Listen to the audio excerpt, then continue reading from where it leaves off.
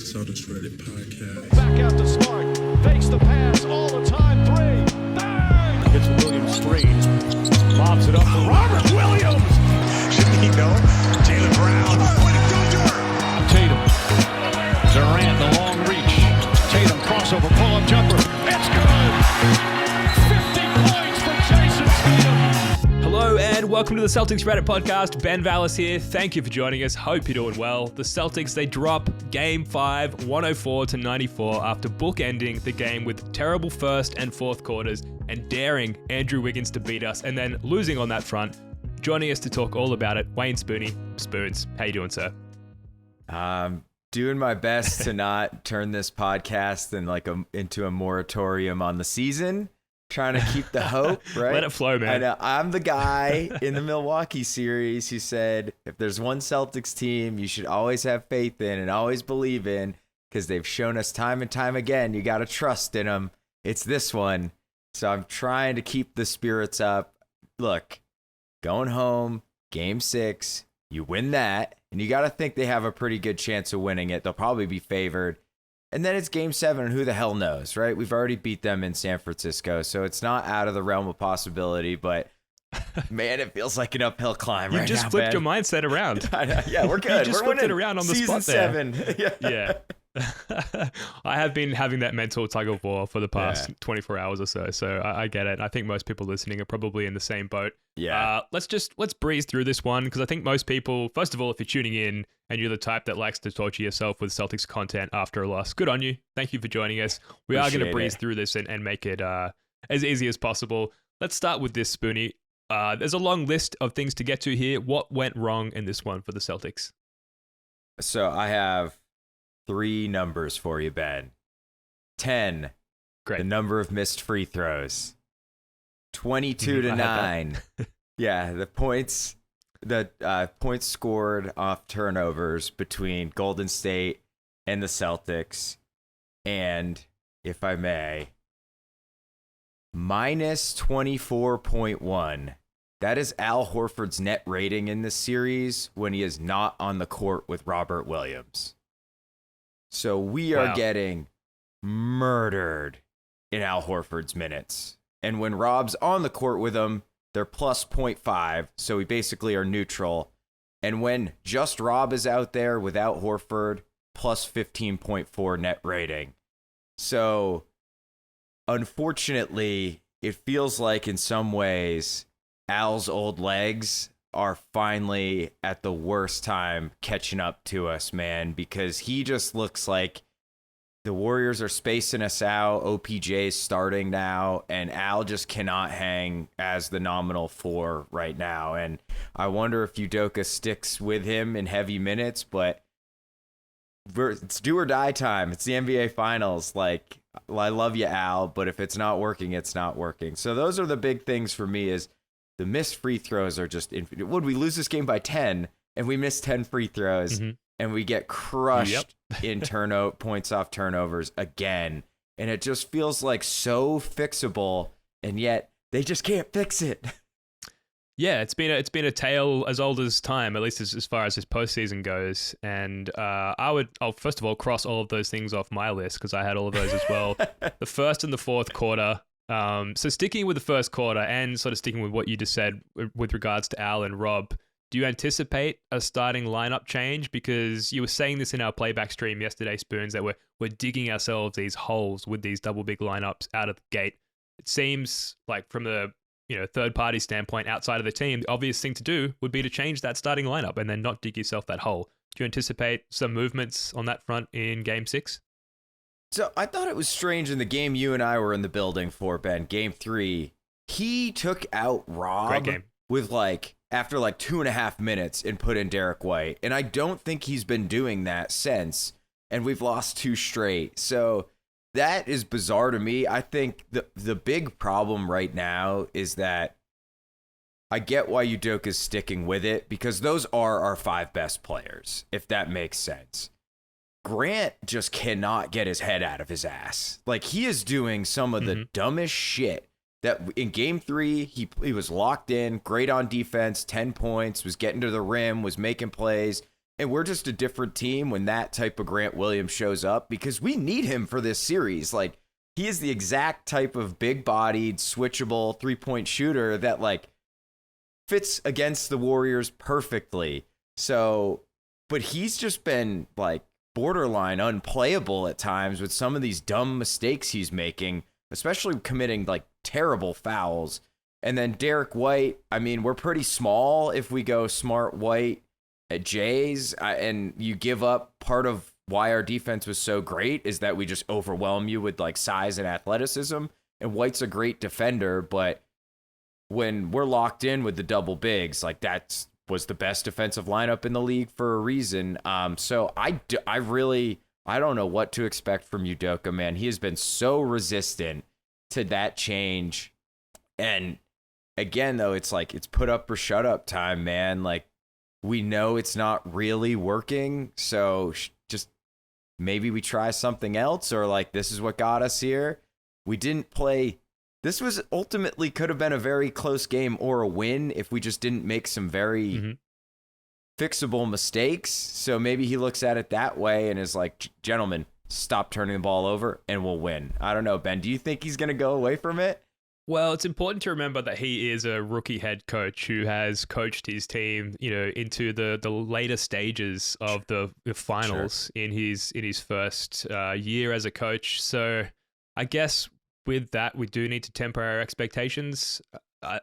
But you're right, he is stubborn, so I don't necessarily see him changing the starting lineup. I see him maybe making modifications to the rotations and, sitting certain guys earlier and bringing certain guys in sooner. It's a pretty vague response, which is, I guess, a long way of saying I have no idea.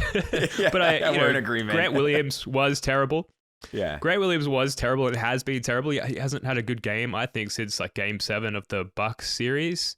Derek White, they're just going at him relentlessly on defense or on their offense. I suppose because he's the lesser of many evils. He's not typically the kind of exploitable defensive matchup that you would go at, but he's just like the least capable defender of everyone on the court at most times. Right. And they're having a lot of success there, which is kind of shocking because typically he can't hold his own on the defensive end.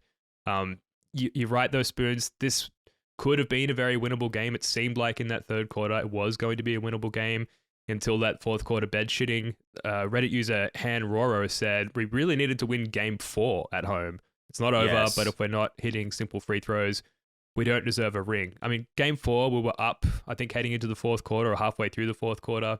This one, similar momentum heading into the fourth quarter, and that inability to close games might be sort of the standout factor when this series is all said and done. We got this far, but we just couldn't close because our best player is 24 years old, still learning a lot. Second best player, 25. Jaylen Brown had a terrible game. Add that to the list of what went wrong. And of course, rookie head coach Ime Udoka. Yeah, actually, it's interesting you hit that comment because that was something I was going to talk about. Is like, I actually am not, if we lose this series, I will not think twice about game 5 on the road, against Steph Curry and co. What I will be thinking about nonstop is the last, I think it was like 7 minutes to go and we were up 6 in that game 4. That is the game you had to have unless you mount an all-time comeback, which is possible, but that game will keep me up at night, man. And I actually thought we played a lot better in that fourth quarter in game 4 than we did this one. We took a lot of threes, but a lot of them were good shots and good looks. And like, we just missed him. Yeah, two of those 8 or 10 whatever open threes go in. All of a sudden, it flips the game on its head in an entirely different way, and we might be having a discussion like, "Hey, it's 3-2 Celtics going back home. Let's win a championship in Game 6." So that I think that comment is exactly how I feel. It's Game 4 was the problem, not Game 5. Like, this was always going to be a very difficult game to win. And then you see Tony Brothers out there, and you're like, uh-oh, this is not ideal. So, and then they just, come out. Tatum throws it in the stands for his first pass, and it's just like, oh, boy, here we go. So I thought they actually fought pretty hard considering how often they turned it over. They turned it over 1 out of every 5 possessions. not going to get it done. You're not going to win that that's way. absurd. A game in the regular season, let alone a championship. Yeah. Hopefully Scott Foster is somewhere in the USA there, packing his bags for Boston, preparing to extend the series to 7. That's all we can hope for at this point. Celtics MVP of the postseason, Scott Foster. Here's another stat for you, Spoons, in the realm of what went wrong. 10 versus 31. And that's, of course, the difference in bench points between the Celtics and the Warriors. And, 3 of those points was an awesome Luke Cornett 3-pointer to wrap the game up. Maybe the moment of the game. And that's, not going to get it done as well. We talked about Grant Williams. We talked about Derek White. We got nothing really from Peyton Pritchard, and he had a couple of good open looks there. Really, it's hard to put the blame on this game on anyone. I think if I had to hang it on any one player, this might be controversial, maybe not. Curious to hear your thoughts here, Spooty. Jaylen Brown, I just thought this was one of his worst games of the postseason so far. Would you agree with that? Yeah, I am very resistant to blaming any one player for a loss because Jaylen has also completely saved our ass in this series and is the reason a lot of these games have been close or we've won them. So I hate to blame Jaylen, but this was a disaster from him at the worst possible moment, including he basically opened the fourth quarter when we had a lot of momentum with those back-to-back live ball turnovers where he just lost the handle. Yep.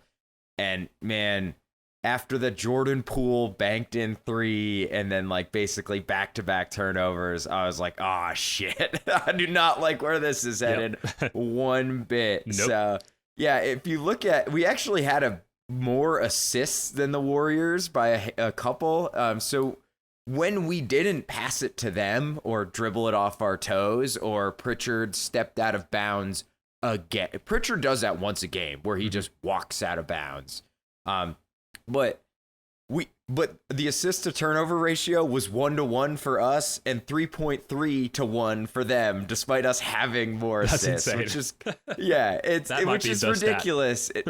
And it just goes to show we sound like a broken record here, but the turnovers are just so obviously what is submarining this team, that it's painful to watch it happen again and again, and it just is turnovers that you don't expect a team in the finals to make, literally bouncing it off our feet or throwing it to no one. I mean, but you got to credit the Warriors defense in some ways too. This is not happening in a vacuum. They're playing their absolute balls off. And from Curry on down the lineup, they're playing really, they're giving a championship effort. They're very locked in on the defensive end, even if they don't have the physical athletes that we have. Yeah, absolutely. And 6 turnovers for the Warriors against the league's best defense. Not necessarily the playoffs' best defense, but that's huge. It clearly shows the championship hoop acumen that they have amassed over time. That's what we're up against. We're up against one of the best all-time teams. Sure, they don't have Durant anymore, but they filled in those gaps nicely, and Wiggins as well, who we'll get to. Another comment here from Guitar Patch, who says, the body language was atrocious last night. They looked as if they were playing themselves on top of the Warriors at times. Can't have that. Spoons, are you a big body language guy? Did you pick up on that on this game? I'm not. I don't love sort of Bill Simmons always used to do the body language doctor and stuff like that. I mean, I'm not a huge fan of it because, at one time, Tatum will look like he's bummed and then he hits back-to-back step-back threes in somebody's face and then he's pumped. You know what I mean? Those things change very quickly. So this team has been, you know what I think it is? I think we are seeing, and this is a testament to the Warriors getting it done in the Western Conference and a testament to the Celtics not closing teams out earlier when they had the opportunity. I think the Celtics are just fucking gassed. I really think that's what a lot of this boils down to. Tatum and Brown looked fucking dead in that fourth quarter. Tatum airballed mid-range jumpers that were contested, but not that contested. That dude at least catches some rim. You know what I mean? I think they're just this is why you close teams out in, that's why you need to beat Miami in 6. So you don't put a game 7 wear and tear against Jimmy Butler on your bodies, because those minutes matter deep into the finals. And the Warriors, back to your point, Ben, championship acumen. They're like, okay, the Nikola Jokic and Monte Morris Nuggets, see ya, fellas. And then, they rolled over Memphis, and like they just looked the fresher team to me. And that matters in these fourth quarters. And we've been the beneficiary of other teams wearing down throughout this playoffs, and that's just not happening right now.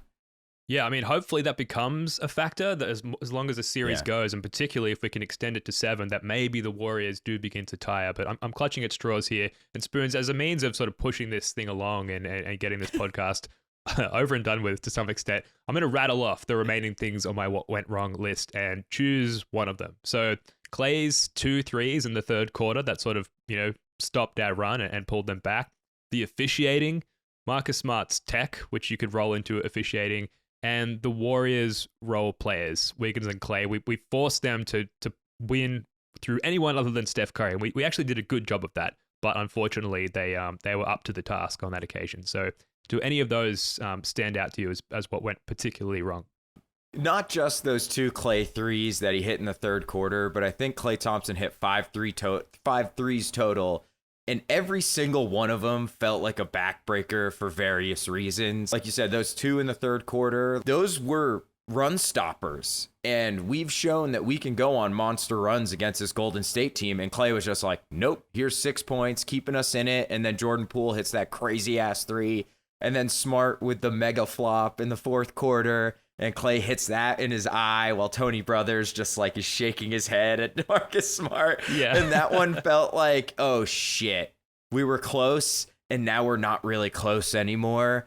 So I would definitely say Klay's performance, and Wiggins was a beast, man. He was like the best player on the court, which is insane to say, but I don't think Wiggins has another performance like that in him. But man, they got that performance from him at the absolute perfect time. So I guess I'm answering their role players was the biggest thing, even though I started talking about Klay's 2 threes in the third quarter. So I will change my answer and say their role players, especially Klay and Wiggins. And I thought Draymond was really impactful in this game. He didn't score a ton, but I thought this was easily Draymond's best game in the series.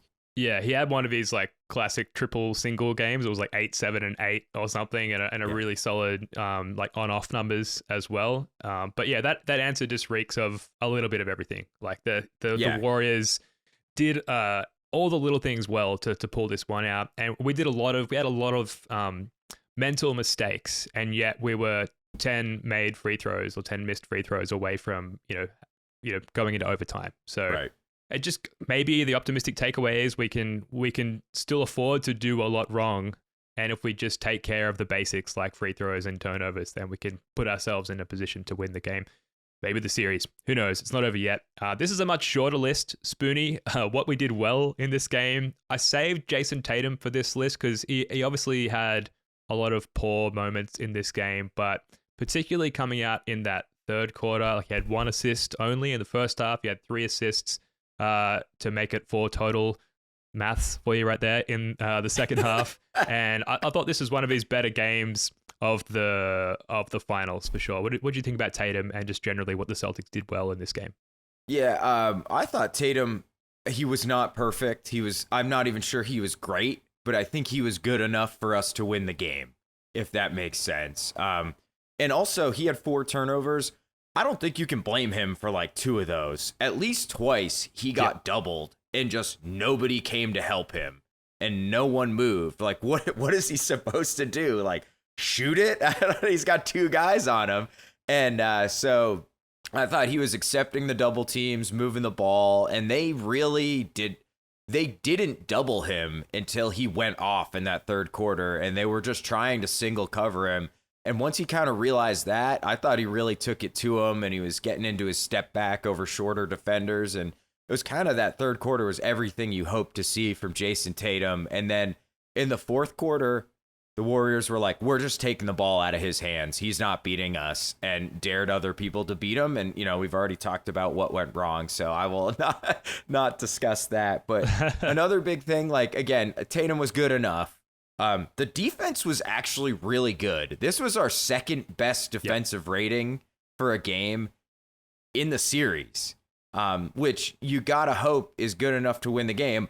Unfortunately, it was also our second worst offensive rating in the series, so that sort of balances itself Not a good out. pairing. But no, definitely not a great pairing. But you gotta think like maybe we figured something out here with Curry. I thought we did a much better job not letting him kind of get to his spots or get in these like isolations where he's got all sorts of space and you can't bring help over. So I thought, and he did miss some makeable shots, but I just thought we did a really good job hounding Steph Curry, making his life miserable. And you got to think Game 6 in Boston, Andrew Wiggins isn't hitting a bunch of fadeaways from mid-range to kind of keep them in the game. So I would say Tatum's I'm touching wood right now, Spoots. Yeah. Can you hear that? Tatum's performance hopefully is kind of a bellwether. Maybe we see another Game 6 Milwaukee Tatum. And then, if we keep playing defense like that, who knows? Who knows? Like, that was a pretty good defensive performance. Yeah, absolutely. And on Tatum's performance, I thought, and I guess this sort of filters into adjustments to be made for Game 6, but I thought the Warriors did a really good job of nullifying what we like to do or what Tatum likes to do out of double teams. And the passes that are usually available to him when he gets doubled, the Warriors did a really good job of shutting that down. And so adjustment-wise, the Celtics need to do a much better job of moving off ball, running to Tatum, flaring, whatever it is, getting into open space to open up some passing lanes there for Tatum. And then on the defensive side, like you said, we did a really good job of shutting down Steph Curry. There needs to, obviously, this is a very obvious takeaway, needs to be sort of a secondary focus on the key role players for the Warriors, like Andrew Wiggins, like Klay Thompson. Great, shut down Steph Curry. Maybe don't take your eye completely off Wiggins or Klay, because those are, I won't say elite NBA players, but they're very, very capable role players in a very, very capable system who are obviously capable of taking us down if they're not given the right amount of attention there. So those are some adjustments to look for in Game 6. Anything else adjustment-wise, Spoons, before we move on? Yeah, just to kind of put a little more detail on what you were saying about when Tatum gets doubled, what they're really doing is attacking the strong side. So they're taking away basically his first and second read. And you saw a couple times he whipped it like opposite corner all the way to Grant Williams. One time it got picked off. One time it led to a Rob Williams dunk. But that's a really fucking hard pass, especially with two people in your face. So yeah, like somebody, that guy in the weak side corner is going to be completely uncovered. And if it's Grant Williams or if it's Derek White, they need to get into a position where Tatum can see him, get him the ball, and they're dangerous, right? So like if Derek White catches the ball at the free throw line without anyone on him, that's probably 2 points. But we saw it many times where it's like nobody moved, it was like almost bizarre at times where we were calling it out on the stream. Yeah. It's like, what is going on? Someone moved. So I think that's a very simple adjustment that can be made. Also, I'd like to see a little more Pritchard because we cannot fucking score. And Pritchard's done fine defensively. And he really opens up the offense. Like when Jalen sits, I think Squim Jim on the Squim Jim on the stream said this, that he would like to see when, yeah, I know, seriously, dude. When Jalen sits, run D White and Peyton Pritchard out there with Tatum, which I actually wrote about.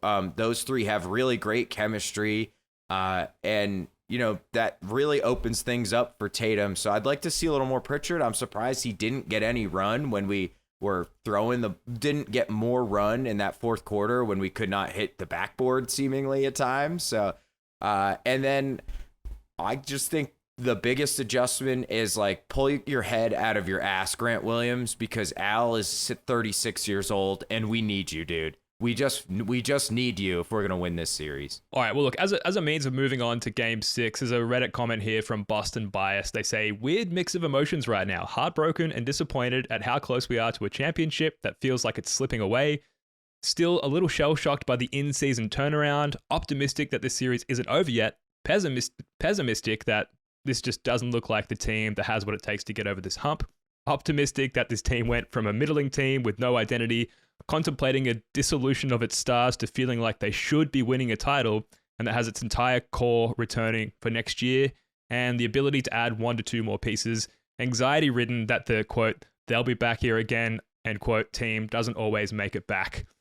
Where does that sit with you, Spoonie? Like, I know it's hard for Celtics fans right now because we're knocking on the door of a title, and yet, given the expectations going into the season, the fact that we're even here to begin with is kind of insane. So have you taken a moment to sort of digest where you're at emotionally with this team? Yeah, I will be very disappointed when we lose this series.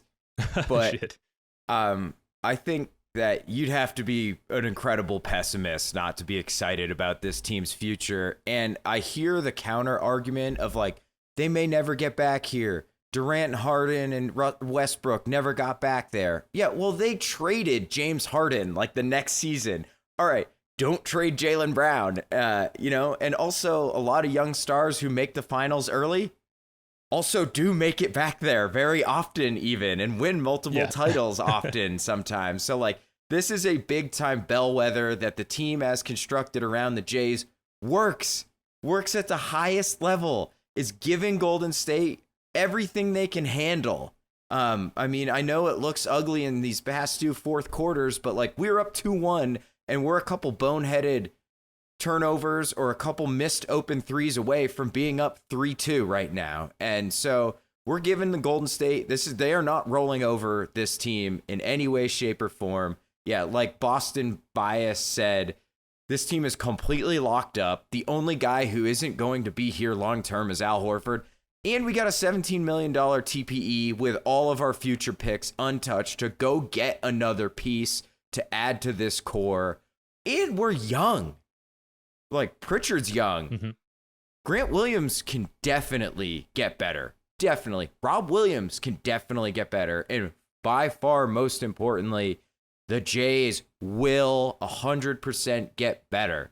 Like, I don't know why we keep thinking they're finished products when every year they both come back and are better players than they were the year before that. So, yeah, it's Exactly. going to fucking suck if we lose. But goddamn, am I excited? Like, 4 months ago, we were like so bummed and we're like, where is this team is in no man's land. And now we're 2 wins away from winning the finals with a 24-year-old and 25-year-old leading the team. Like, I wouldn't trade this team for any other team in the NBA's next 5 years. So like, all right, it'll suck. I'll get probably fairly drunk the night we lose. And then I'm going to start making off-season content, baby, because I'm ready to go. Yeah, that's right. It's going to be a big offseason for us in this podcast. Yeah. And I mean, I would add to that this is Marcus Smart's first year at the helm. And while he's age-wise in his prime, it's his first year with this job. And so, it makes sense to assume that he's only going to get better at it and more comfortable in that role. And of course, Ime Udoka, first-year head coach, and his staff as well, all relatively new in those roles. You can imagine they're going to get a lot better there as well. But hey, we're still 2 wins away from the finals. We're still alive. Let's not do the off-season ramble yet, although it's difficult not to sort of foray into that headspace. Predictions for Game 6, Spoonie. What do you think is going to happen? I In your heart. I actually think we win this game. I do. I don't know why. I had a horrible feeling about Game 5, but I have a really good feeling about Game 6. And then, like I said, man, Game 7, who the fuck knows? I do think we're going to get some Scotty Foster love. I'm very encouraged by Tatum's play. And then if we get the Jaylen Brown we've gotten for the, earlier in this series with Tatum playing like that, I don't think they can beat us. And you got to think, like the Heat series, Ben, do you remember me and you were on the pod and we were just like, just shoot it. Like, don't turn it over. Take a bad shot. Like, who cares? Yeah. We got Al or Rob down there too. Like, just take a bad shot. So I wonder if we see some more of like Tatum's just going to take like 13 threes and just like, fuck it. Let's see what happens. I ain't turning it over today. So I feel pretty good about our chances in Game 6. I think, I don't know. I'm scared, man. It's gonna be sad to have this season go and end this season, but I think we go to Game 7. How about you, Ben?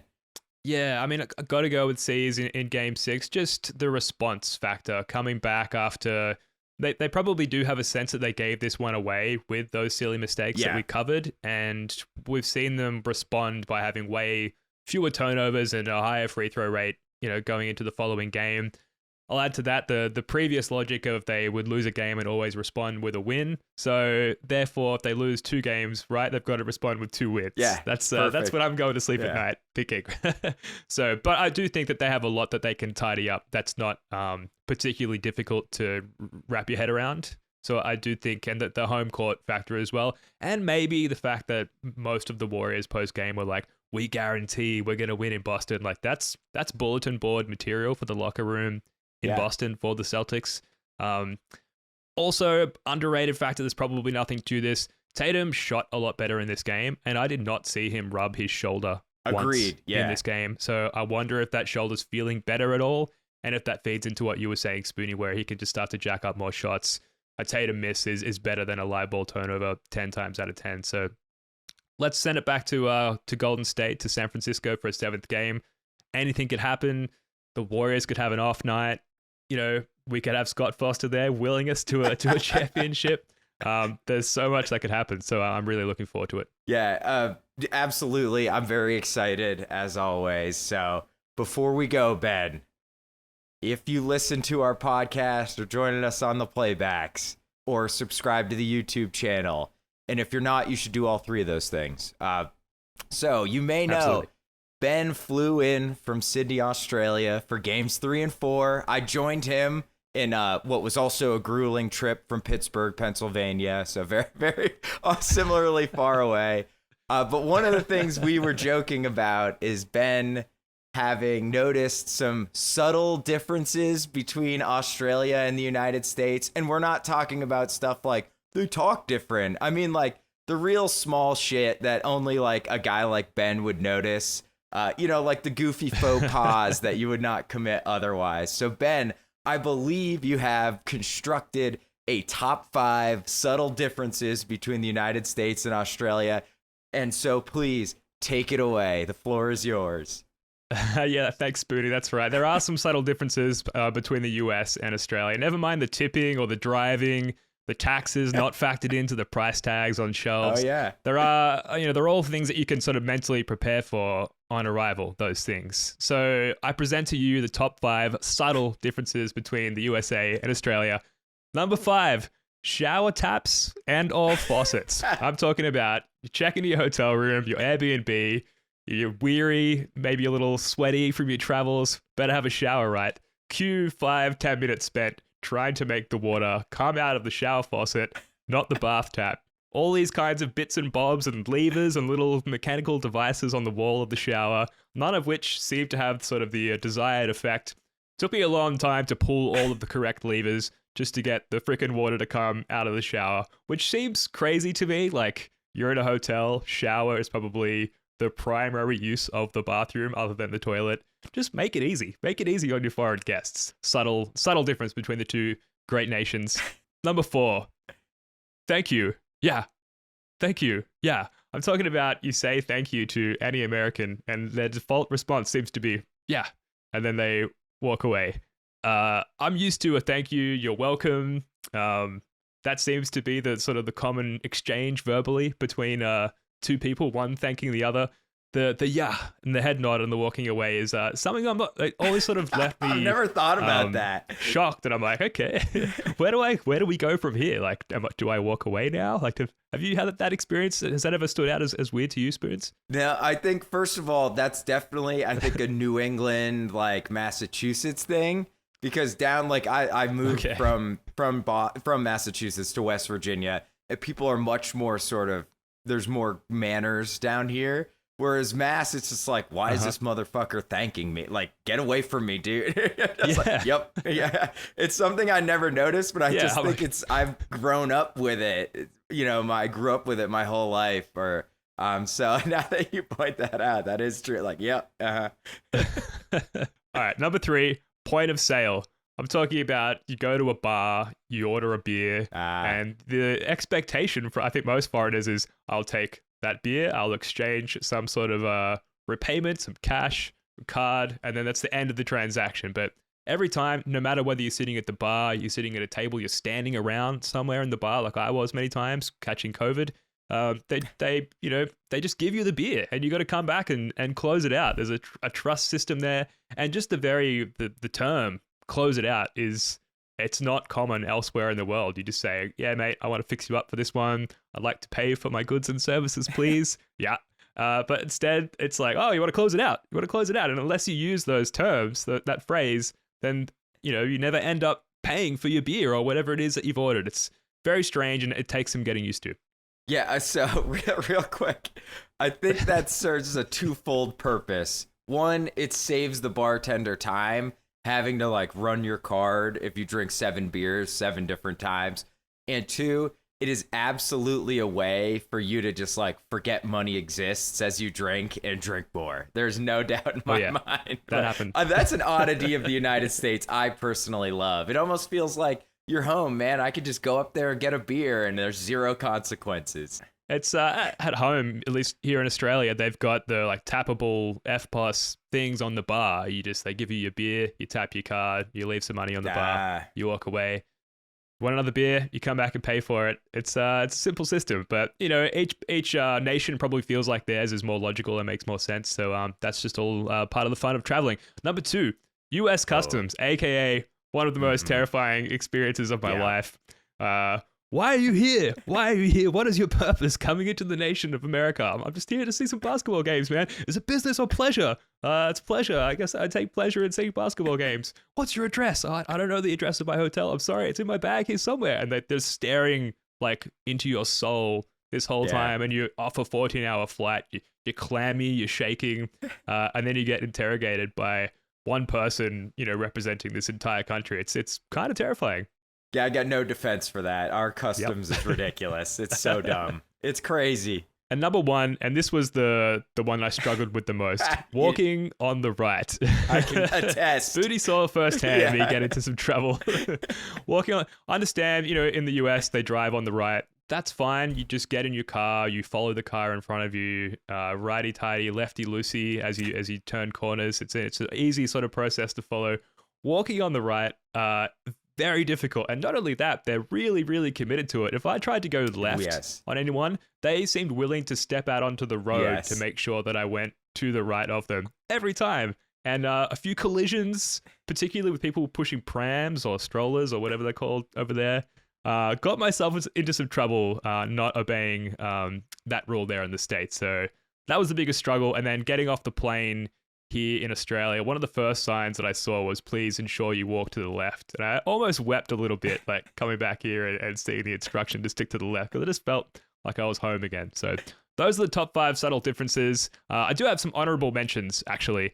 One is not having to check for spiders in your shoes, under the toilet seat. I could just sit down on the shitter. I could put on my shoes, worry-free that some sort of spider or huntsman or funnel web or whatever would be there waiting for me.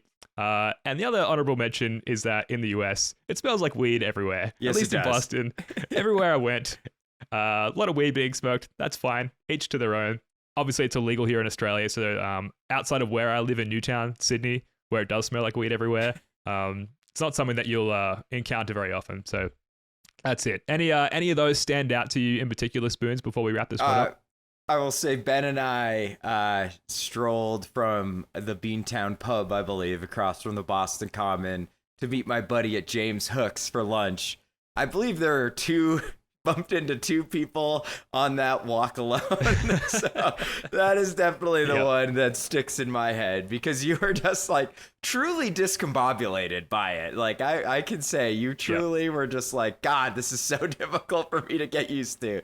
So I'm glad we got to hang out, dude, and meet in person and confirm that neither of us are AI bots over a screen, and that you got to enjoy Boston in the summer, man, because there is no better city for my money, at least in the United States in the summer, especially when the goddamn Celtics are in the finals. So it was awesome, dude. I had a great time. I hope you enjoyed it. Oh, dude, like I said on the pod, the delirious pod I did with Jay, it was like one of the best days of my life. It was so much fun. Yeah, and shout out to your buddy Bro again for buying us lunch. Shout and out for me Bro, forgetting to thank him on that podcast. Absolutely. Let us know in the comments, like, are you an Australian who's been to America, an American who's been to Australia? What were some of the strange little differences that you noticed? Before we wrap up, Spoons, any final thoughts on anything that we've discussed? guess we've covered everything, but I wanted to leave it open to you in case you had anything else on your mind. Celtics in 7. Let's go. Banner 18. We're doing it, Ben. I'm back. I'm in. Hell yeah. Hell yeah. Great place to leave it there. That's going to do it for this one. Thanks for listening. If you're the type who can bear Celtics content, like I said up the top after a loss, thank you for tuning in. Game 6 is right around the corner, and thus, so is our next podcast. Wayne Spooney, love your work, mate. Thanks again. Thanks, Ben. All right, folks. Season 7. Until next time, go Celtics. Peace.